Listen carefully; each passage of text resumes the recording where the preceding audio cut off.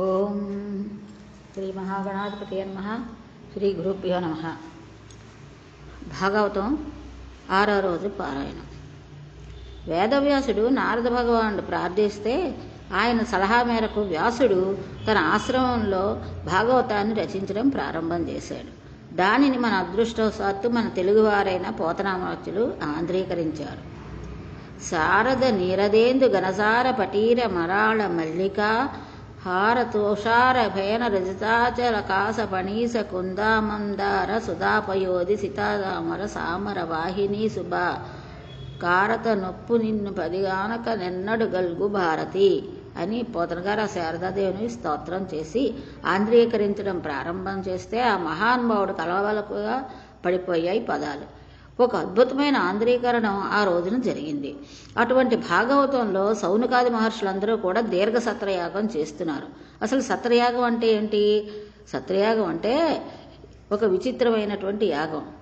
ఇంకా దీర్ఘ సత్రయాగం అంటే చాలా కాలం పాటు జరిగేటటువంటి యాగం. దానిని నైమిసారణ్యంలో చేశారు.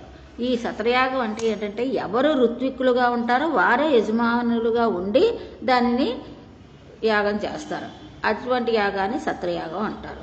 అటువంటి దాన్ని దీర్ఘంగా చేస్తున్నారు కాబట్టి, ఎక్కువ కాలం చేస్తున్నారు కాబట్టి దీర్ఘ సత్రయాగం అంటారు.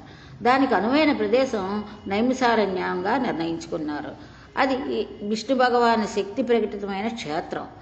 ఒక ఇరుసును ఆధారం చేసుకుని చక్రం తిరుగుతూ ఉంటాయి. ఇరుసు విరిగిపోతే బండి మళ్ళీ పనికిరాదు. అలాగే సంసారం ఉండేటువంటి ఇరుసు ఏ ప్రాంతం నందు పడిపోతుందో అటువంటి పరమ పవిత్రమైన ప్రాంతానికి నైమిసారణ్యం అని పేరు. ఈ నైమిసారణ్యంలో చేసినటువంటి క్రతువు చాలా విశేషమైన ఫలితం ఇస్తుంది. ఎందుకంటే శ్రీ మహావిష్ణువు అనుగ్రహానికి నోచుకున్నటువంటి క్షేత్రం కనుక.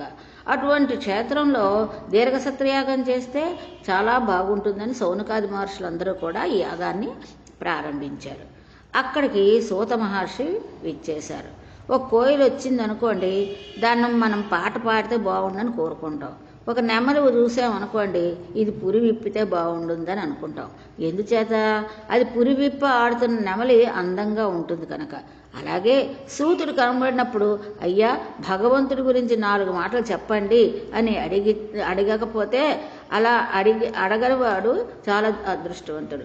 సూతుడు పురాణమాన్వయం అంతా తెలిసినవాడు. అటువంటి వాడు వచ్చినప్పుడు ఆయన దగ్గర పురాణాలు ఉండే విశేషాలను, హరికథామృతాలని తెలుసుకుని గురవలాలి.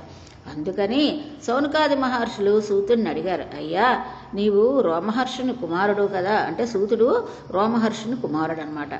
నీకు పురాణాల్లో ప్రతిపాదించబడినటువంటి విషయాలన్నీ కూడా తెలుసు. సుఖబ్రహ్మ చేత ప్రవచనం చేయబడిన భాగవతం నీకు కరతలామకం. అందులో హరినామాలు, హరిభక్తి, హరికథామృతము విశేషంగా ప్రవచనం చేయబడ్డాయి. ఏ భగవంతుని గుణములు వినడం చేత వేరొకసారి పుట్టడం అవసరం కలగదో, ఏ భగవద్భక్తి సంబంధించిన కథలు విని తీరాలో అటువంటి విషయాలు కలిగి ఉన్నటువంటి గ్రంథము భాగవతము. అటువంటి పురాణం మాకు వివరించవలసింది. అసలు జన్మనెత్తవలసినటువంటి అవసరం లేని పరమాత్మ కృష్ణ భగవానుడుగా ఎందుకు జన్మించాడు? అందున వసుదేవుని కుమారుడుగా ఎందుకు జన్మించాడు? అన్ని అవతారాల్లో వచ్చినట్లు కాకుండా అర్ధరాత్రి వేళ కారాగారంలో ఆ దేవకి వసుదేవులకు ఎందుకు జన్మించాడు? కంసుడిని ఎందుకు వధించాడు? తాను వచ్చిన అవతార ప్రయోజనమును నెరవేర్చడంలో అంతా విడంబం చేస్తూ అంతకాలం పాటు భూమి మీద తాను ఉండి శత్రు సంహారం చేసి జరాసంధుడు వంటి రాక్షసులను సంహరించడంలో చాలా ఆశ్చర్యకరమైన లీల ప్రదర్శించాడు భగవానుడు. కన్నులు తెరవని కడు చిన్ని పాపడై దానవి చనుబ్రాలు ద్రావి జంపే. కనురెప్ప పైకెత్తడం కూడా సరిగ్గా చేతకాని వయసులో ఉన్న కృష్ణ పరమాత్మ పూతన పాలు తాగి పూతన సంహారం చేశాడు. అటువంటి వాడు జరాసంధుడికి 17 సార్లు అవకాశం ఇచ్చాడు. 17 సార్లు జరాసంధుడి దండెత్తి వచ్చాడు. 17 సార్లు జరాసంధుడిని ఓడించి వదిలేశాడు తప్ప చంపలేదు. 18వ మారు జరాసంధుడు దండెత్తి వచ్చాడు. కృష్ణుడే పారిపోయాడు. యుద్ధంలో జరాసంధుడిని నిర్జించలేదు. కృష్ణలీలలు చాలా ఆశ్చర్యంగా ఉంటాయి. ఇంతమంది రాక్షసులను మట్టుపెట్టిన వాడు జరాసంధుడిని ఎందుకు మట్టుపెట్టలేదు? జరాసంధుడు కనబడినప్పుడు ఎందుకు పారిపోయాడు? ఈ లీలన్నీ మాకు వినిపించవలసింది. ఎన్ని కోట్ల జన్మ నుండియో భగవంతుని కథను విస్మృతి పొందడం చేత మేము మళ్ళీ మళ్ళీ అనేక యోనులందు తిరుగుతున్నాం. ఇన్నాళ్లకు మాకు భాగవత శ్రవణం చేసేటువంటి అదృష్టం పట్టింది.